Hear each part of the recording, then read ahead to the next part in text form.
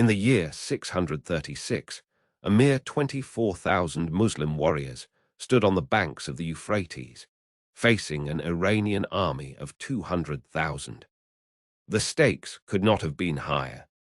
The future of the Islamic Caliphate hung in the balance. This was not just a battle for land or riches. It was a battle for the very soul of the Ummah. If they failed, the nascent Islamic state would be crushed beneath the might of the Persian Empire. The Prophet, peace be upon him, had already passed away, and the task of spreading Islam now fell to his successors. The Caliph Umar ibn al-Khattab, may Allah be pleased with him, had sent his most trusted generals to face this existential threat. Among them was Sa'd ibn Abi Waqqas, may Allah be pleased with him, a companion of the Prophet, peace be upon him, and a man of profound faith and wisdom. As Al-Tabari recorded in his Tarikh, Sa'd knew that conventional tactics would not suffice. The Persian army was vast, well-trained, and equipped with cutting-edge weaponry. But Sa'd had a plan, one rooted in faith and strategic brilliance. The terrain around the Euphrates was treacherous, a flat plain that offered little cover for his smaller force. The Persians, under the command of Rostam Farrakhzad, had chosen this ground carefully, confident in their numerical superiority. But Sa'd saw an opportunity where others saw only despair. He ordered his men to dig trenches, a tactic he had learned from the Prophet, peace be upon him, during the Battle of the Trench in Medina. These trenches would force the Persians to attack in narrow fronts, neutralizing their advantage in numbers. But the challenge was not just military. The Persian Empire was a formidable adversary, with a history stretching back centuries. Its rulers, the Sassanids, were known for their cruelty and cunning. Rostam himself was a seasoned commander, respected and feared throughout the empire. Sa'd knew that he would not underestimate his enemy. As Ibn al-Athir notes in al-Kamil fi al-Tarikh, Sa'd faced a moment of doubt as reports came in of the Persian forces' sheer size and readiness. His scouts told him of the gleaming armor and the disciplined ranks of the enemy. For a brief moment, the weight of responsibility pressed heavily upon him. But then he remembered the words of the Prophet, peace be upon him. A group of people from my Ummah will continue to be victorious, not through their numbers or their strength, but through their faith in Allah. With renewed determination, Sa'd prepared his men. He knew that the key to victory lay not in brute force, but in unity, discipline, and unwavering trust in Allah. He reminded his soldiers of their duty to the Ummah and the promise of the hereafter. This was not just a battle for this world, but for the eternal reward that awaited those who fought in the path of Allah. As the two armies faced each other, the tension was palpable. The fate of the Islamic Caliphate rested on the outcome of this confrontation. The Persians, confident in their numbers, advanced with a roar, their banners fluttering in the wind. But they were met with a sight that would change the course of history. 3,000 Muslim warriors now stood on the brink of a monumental clash that would echo through the annals of history.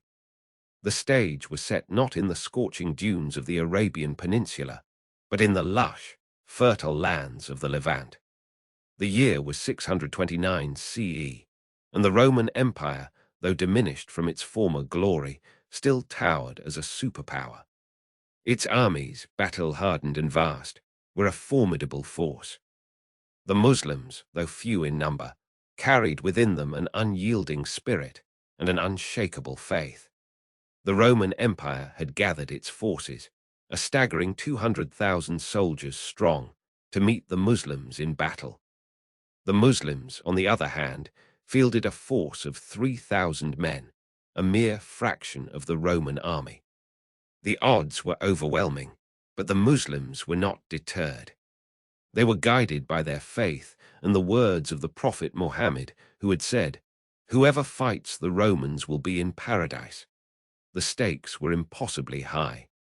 The Roman Empire, with its vast resources and seasoned army, represented a challenge unlike any the Muslims had faced before. Defeat would mean not just the loss of lives, but also a setback for the fledgling Islamic State. The Muslims, however, were not driven by mere mortal fears. They were fueled by their belief in Allah and their desire to spread his message. They knew that victory was not guaranteed, but they also knew that their cause was just and their resolve unwavering. The battlefield was the region of Mata, near the modern-day border of Jordan and Saudi Arabia. The terrain was rugged and unforgiving, a stark contrast to the disciplined rows of Roman soldiers. The Muslims, led by their commanders, had to make a strategic decision. They could not match the Romans in numbers or equipment, but they could outmaneuver them. The commanders decided to divide their forces into 3 parts, each led by a different commander. The first commander was Zayd ibn Haritha, a freed slave and a close companion of the Prophet.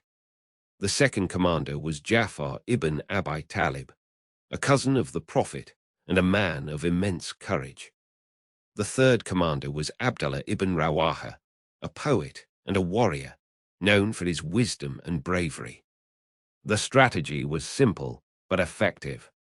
The 3 commanders would lead their troops in a coordinated attack, each striking at a different point. This would confuse the Romans and prevent them from concentrating their forces. The Muslims, despite their smaller numbers, would use their speed and agility to their advantage. They would strike quickly and retreat, drawing the Romans into a protracted battle where their superior numbers would become a liability. As the battle began, the Muslims fought with a ferocity that surprised even the seasoned Roman soldiers. Zayd ibn Haritha led the first charge, his sword flashing in the sunlight as he cut down enemy after enemy. He was a formidable warrior, his skills honed in countless battles. He fought with the strength of a lion, but the Romans were relentless. As Al-Tabari recorded in his Tarikh, Zayd was eventually overpowered and fell in battle, a loss that struck fear into the hearts of the Muslims. Ja'far ibn Abi Talib took command next. He fought with the same courage and determination as Zayd, his sword a blur of motion as he defended his troops. He too, however, was eventually overwhelmed by the sheer number of Roman soldiers. According to Ibn al-Athir in his Al-Kamil, Ja'far fought valiantly, but his fate was sealed. He was struck down, his body falling to the earth, a testament to his bravery. Abdullah ibn Rawaha now took command. He was a seasoned warrior, his wisdom and experience a beacon of hope for the remaining Muslims. He rallied his troops, his voice ringing out over the battlefield, urging them to fight with all their might. The Muslims, inspired by his words, fought with renewed vigor. They were outnumbered and outgunned, but they refused to surrender. They fought with the knowledge that their cause was just and their faith unshakable. The battle raged on, the Muslims holding their ground against the relentless Roman assault. The nights were long, filled with the sounds of battle and the cries of the wounded. The Muslims, however, were undeterred. They were driven by their faith and their desire to defend their land and their people. As the days turned into weeks, the Romans began to tire. Their superior numbers were no match for the Muslims' unwavering resolve. The Romans, for the first time, began to doubt their victory. They had expected a swift and decisive battle, but the Muslims had other plans. The Muslims, on the other hand, were fueled by their faith and their determination to win. The turning point came when the Romans, exhausted and demoralized, began to retreat. The Muslims, sensing victory, launched a final assault. They fought with a ferocity that surprised even the Romans, their swords cutting down enemy after enemy. The Romans, unable to withstand the onslaught, fled the battlefield, their dreams of victory shattered. The Battle of Mu'tah was a testament to the courage and determination of the early Muslims. They had faced an enemy that was vastly superior in numbers and equipment, but they had prevailed. They had fought with the knowledge that their cause was just and their faith unshakable. They had proven that even in the face of overwhelming odds, the spirit of Islam could not be broken. But the victory at Mu'tah was not without its costs. The Muslims had lost many of their brave warriors, men who had fought with courage and determination. Their loss was a blow to the Muslim community, a reminder of the sacrifices that had to be made in the name of faith. Yet the Muslim forces had emerged victorious, their spirits undeterred. The news of their triumph spread like wildfire, inspiring other Muslim communities to take up arms against the Romans. The Battle of Mu'tah had shown that the Muslims were a force to be reckoned with, their faith and determination a beacon of hope in a world torn by war and strife. In the year 636 CE, with only 30,000 men against the might of the Persian Empire's 60,000 warriors, Commander Sa'd ibn Abi Waqqas faced an impossible choice. The fate of the Muslim Ummah hung in the balance. If he failed, the last 5 years of Islamic expansion could be undone in a single, catastrophic defeat. The stakes were clear. Failure meant the retreat of Islam from the lands it had so bravely conquered and the possible collapse of the fledgling caliphate. As Al-Tabari recorded in his Tarikh al-Rusul wa al-Muluk, Sa'd knew that the Persian Empire would not rest until Islam was eradicated from their borders. The strategic challenge was immense. The Persian army, led by the experienced General Rustam, was camped near the city of al-Qadisiyyah in the heart of Iraq. The region was flat and open, perfect for the Persians' cavalry charges. Sa'd's army, though smaller, was composed of battle-hardened veterans who had fought in the Ridda wars and the conquests of Syria and Iraq. The Muslims had the advantage of faith and determination, but the Persians had numbers and the familiar terrain. Sa'd knew he had to use every tactical advantage he could find. According to Ibn al-Athir in Al-Kamil fi al-Tarikh, Sa'd chose a strategy that would minimize the Persians' numerical advantage. He ordered his men to dig a series of trenches around their camp, similar to the tactic used by the Prophet Muhammad in the Battle of the Trench. This would force the Persians to attack on narrow fronts, negating their superiority in numbers. The trenches were dug along the banks of the Euphrates River, creating a natural barrier that further protected the Muslim positions. But the Persian army was not idle. As Ibn Kathir noted in Al-Bidaya wa al-Nihaya, Rustam's scouts reported the Muslims' preparations, and the Persian general adjusted his plans accordingly. He decided to launch a series of probing attacks to test the Muslims' defenses and find a weakness. The first attacks were repelled, but the pressure was relentless. Sa'd, faced with the prospect of his men being overwhelmed, turned to prayer and supplication. He reminded his soldiers of their duty to Allah and the Prophet, and their responsibility to defend the Ummah. The crisis came when the Persians launched a massive assault on the Muslim right flank. The trenches were holding, but the pressure was intense. As Al-Tabari recorded, Sa'd saw his men wavering under the onslaught. He knew that if this flank collapsed, the entire Muslim army could be routed. In that critical moment, Sa'd made a decision that would change the course of the battle. He ordered a counterattack led by his most trusted commander, Khalid ibn al-Walid. Khalid, known as the Sword of Allah, rallied the men and launched a ferocious assault on the Persian flank. The sudden counterattack caught the Persians off guard, and they were forced to retreat. The resolution came as the Persians, disorganized and demoralized, fell back from the trenches. The Muslim army, buoyed by their success, pursued them relentlessly. The battle raged on for 3 days, with the Persians launching repeated attacks and the Muslims holding firm. Finally, on the 3rd day, Rustam himself was killed in a daring charge, led by the Muslim commander Kaka ibn Amr. With their leader dead, the Persian army broke and fled the field. The Muslims had won a decisive victory, but the war was far from over. As the dust settled on the battlefield, a messenger arrived with a letter from the Caliph Umar ibn al-Khattab. The letter contained orders that would change everything. The contents were secret, but the urgency was clear. The Muslims had won a great battle, but new challenges loomed on the horizon. The Persian Empire, though wounded, was not yet defeated. And in the distant lands of Iran, a new threat was already rising.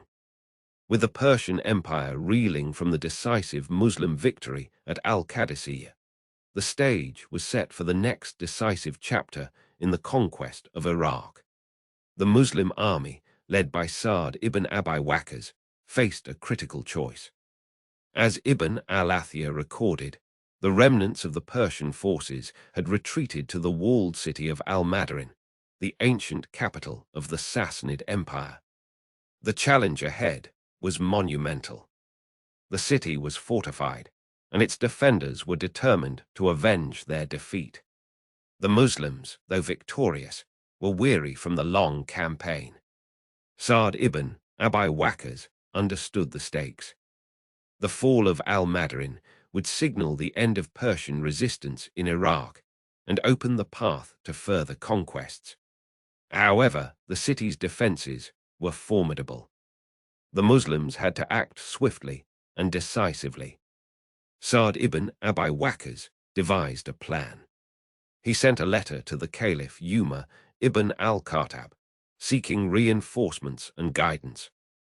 The Caliph, in his wisdom, responded by sending Abu Musa al-Ash'ari with a fresh contingent of troops. With this reinforcement, the Muslim army was ready to face the next challenge. The city of Al-Mada'in was a strategic stronghold. It was situated on the banks of the Tigris River, surrounded by high walls and guarded by a determined garrison. The Persians, under the command of Farrukhzad, had regrouped and were preparing for a fierce defense. According to Al-Tabari, the Persian forces numbered around 12,000 well-armed soldiers, while the Muslim army, with the reinforcements, totaled around 15,000 men. The balance of power was precarious, and the outcome of the battle was far from certain. Sa'd ibn Abi Waqqas chose a strategy that combined military prowess with psychological warfare. He understood that a direct assault on the fortified city would be costly and potentially disastrous. Instead, he ordered his men to dig trenches around the city, cutting off supply routes and isolating the Persian forces. This tactic, reminiscent of the Battle of the Trench in Medina, was designed to weaken the enemy and force them into a position of vulnerability. The siege of Al-Mada'in was a test of endurance and strategy. The Muslims, under the leadership of Sa'd ibn Abi Waqqas, demonstrated their skill and determination. The trenches were dug with precision, and the Muslim archers rained arrows down on the city, keeping the Persian defenders at bay. The Persians, unable to break the siege, began to suffer from a lack of supplies and dwindling morale. However, the Muslims faced their own challenges. The siege was a prolonged and grueling ordeal. The troops were exhausted, and the heat and humidity of the region took their toll. As Ibn al-Athir noted, there were moments of doubt and uncertainty. The scouts reported that the Persian forces were preparing a counterattack, and the Muslim leaders had to make a crucial decision. Should they press forward with the siege or seek an alternative strategy? Sa'd ibn Abi Waqqas, in his wisdom, chose to continue the siege. He understood that the fall of al-Mada'in was essential for the continued success of the Muslim campaign. The troops were reinforced with fresh soldiers from Syria, led by the esteemed commander Abu Ubaidah ibn al-Jarrah. With this new influx of troops, the Muslim army was ready to face the Persian counterattack. The Persian counterattack was fierce and well coordinated. Farrukhzad, the Persian commander, led his forces out of the city in a desperate attempt to break the siege. The battle that ensued was intense and bloody. The Muslims, however, were well prepared and fought with unmatched valor. The Persian forces were pushed back, and the siege of al-Mada'in continued. The fall of al-Mada'in was a turning point in the Muslim conquest of Iraq. The city, once the heart of the Sassanid Empire, fell to the Muslim army, signaling the end of Persian resistance in the region. The Muslims, under the leadership of Sa'd ibn Abi Waqqas, had demonstrated their military prowess and strategic genius. The conquest of al-Mada'in opened the path for further expansions into the heart of the Persian Empire. But the letter that arrived that night would change everything. It was a message from the Caliph Umar ibn al-Khattab, summoning Sa'd ibn Abi Waqqas to Medina. The reason for the summons remained unclear, casting a shadow of uncertainty over the future of the Muslim campaign in Iraq. In the wake of the fall of al-Mada'in, the Persian Empire found itself teetering on the precipice of collapse. With his capital city under Muslim control and his armies scattered, Yazdegerd III, the last Sassanian king, faced a critical juncture. According to Al-Tabari, the Persian noblemen, desperate to salvage their empire, convened a secret meeting in the city of Ray, some 200 miles east of al-Mada'in. Their goal: to devise a strategy to rally the remnants of their forces and challenge the Muslim advance. The stakes were monumental.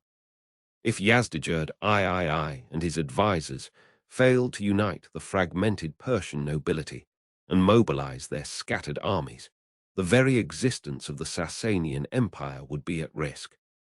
The Muslim armies, under the command of Sa'd ibn Abi Waqqas, had already demonstrated their tactical brilliance and unwavering resolve. The fall of al-Mada'in had sent shockwaves through the region, and the Persians knew that time was of the essence. As Ibn al-Athir notes, the Persian nobles were acutely aware that any delay in their response could spell the end of their once mighty empire. The strategic challenge was immense. The Persian nobles were divided, with some advocating for a retreat to the eastern provinces to regroup, while others insisted on a direct confrontation with the Muslim forces. The geographical landscape was equally daunting. The vast plains between Ray and al-Mada'in offered little in the way of natural defenses, and the Persian armies would have to cross these open expanses to engage the Muslims. Moreover, the Muslim forces, though victorious, were not invincible. Their numbers had been depleted by the previous battles, and they were still in enemy territory, far from their bases of supply. According to Ibn Kathir, Sa'd ibn Abi Waqqas, ever the astute commander, was well aware of the Persian maneuvers. He had dispatched scouts to monitor the movements of the Persian nobility, and had received reports of the secret meeting in Ray. Sa'd understood that the Persians were desperate and that their next move would be crucial. He knew that the Muslims had to be prepared for any eventuality, whether it was a retreat or a direct assault. His tactical reasoning was clear. The Muslims had to maintain their momentum and capitalize on the disarray within the Persian ranks. He ordered his forces to fortify their positions in al-Mada'in and to prepare for a potential Persian counterattack. However, doubts began to creep in. According to Al-Tabari, Sa'd received intelligence that the Persians were amassing a new army in the eastern provinces, led by a formidable general named Farrukhzad. This new threat, posed a significant challenge to the Muslims. Farrukhzad was known for his tactical acumen and his ability to inspire his troops. The prospect of facing a fresh Persian army, led by a seasoned commander, weighed heavily on Sa'd. He pondered the wisdom of his current strategy and considered the possibility of reinforcing his position with additional troops from the Muslim heartlands. The crisis deepened as reports of Persian reinforcements began to pour in. The newly assembled Persian army was said to number 50,000 men, a formidable force by any standard. The Muslim army, though battle-hardened, was significantly outnumbered. Sa'd knew that a direct confrontation with such a large force would be suicidal. He needed a strategy that would allow him to neutralize the Persian advantage without engaging in a full-scale battle. His solution was to employ a tactic that had proven successful in the past: the use of guerrilla warfare and hit-and-run attacks to wear down the enemy and disrupt their supply lines. But the respite was short-lived. A new threat loomed on the horizon. According to Ibn Kathir, a letter arrived from the Muslim commander in Kufa, reporting that a new Persian army was marching towards the city. The Persians, it seemed, were far from defeated. Their determination to reclaim their lost territories was unwavering, and they were prepared to make one last stand. The letter left Sa'd ibn Abi Waqqas with a daunting question. How would he respond to this new challenge? With the fall of Al-Mada'in, the last great stronghold of the Sassanids, the gates of the Persian heartland lay open. The Muslim forces, under the command of Sa'd ibn Abi Waqqas, had achieved what seemed impossible. Yet the war was far from over. As Ibn al-Athir recorded in al-Kamil fi al-Tarikh, the Sassanid Emperor Yazdegerd III had fled eastward, rallying the remnants of his army in the distant city of Ray. With him were the last of the Persian nobles, their pride wounded but not yet broken. The stakes were clear. If Yazdegerd managed to regroup and unite the scattered Persian forces, the war could flare up again with renewed ferocity. Sa'd ibn Abi Waqqas, the commander of the Muslim army, faced a critical decision. His forces, though victorious, were not without losses. Al-Tabari reports in his Tarikh al-Rusul wa al-Muluk that the Muslim army had initially numbered around 30,000 men. The battles of Al-Qadisiyyah and the siege of Al-Mada'in had taken their toll, reducing their numbers to around 20,000. The Persian army, though defeated, was vast and could still mobilize tens of thousands of soldiers from the eastern provinces. The terrain ahead was unfamiliar and treacherous, with vast deserts and rugged mountains separating them from their enemy. Sa'd's strategy was clear. He needed to cut off Yazdegerd's retreat and prevent him from regrouping. The city of Ray, where Yazdegerd had taken refuge, was a strategic hub. It lay on the Silk Road, a vital trade route that connected the Persian Empire to the east. Controlling Ray would not only sever Yazdegerd's supply lines, but also demonstrate the might of the Muslim army to the remaining Persian forces. Sa'd ordered his army to march eastward, their path taking them through the arid plains of Khuzestan and into the rugged terrain of the Iranian plateau. As the Muslim army advanced, scouts reported that Yazdegerd had begun to fortify Ray. The city was surrounded by high walls, and the Persian forces had dug trenches and erected barricades to slow down the Muslim advance. Sa'd knew that a direct assault on the city would be costly. He needed a plan that would minimize casualties and maximize the element of surprise. According to Al-Tabari, Sa'd paused. The scouts reported that the Persian forces were demoralized, but not yet defeated.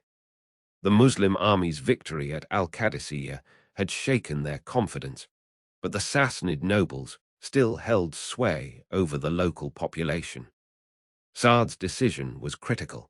He chose to divide his forces into smaller units, each tasked with cutting off the supply routes leading to Ray.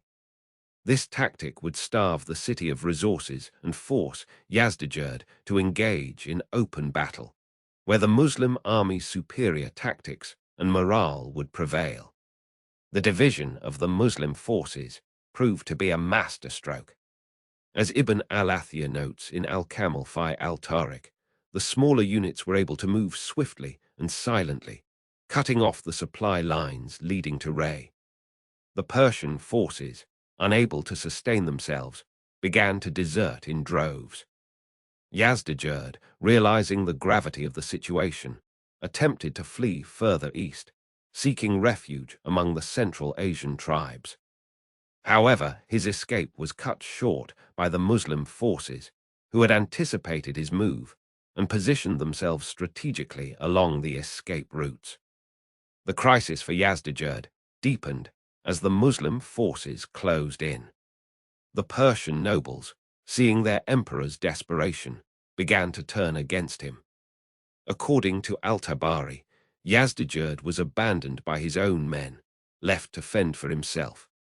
The once mighty Sassanid Empire was crumbling, and the Muslim army was poised to deliver the final blow. Sa'd ibn Abi Waqqas, ever the strategist, knew that the capture of Yazdegerd would signal the end of the Sassanid dynasty and the beginning of a new era for the Islamic world. The resolution came swiftly. Yazdegerd, realizing that he had no hope of escape, surrendered to the Muslim forces. His capture marked the end of the Sassanid Empire and the beginning of Islamic rule over the Persian heartland. The Persian nobles, seeing the futility of resistance, began to pledge their allegiance to the Muslim Caliphate. The blood oath at Al-Mada'in, where Yazdegerd had once sworn to defend his empire, now became a symbol of the end of an era and the beginning of a new one. But the letter that arrived that night would change everything.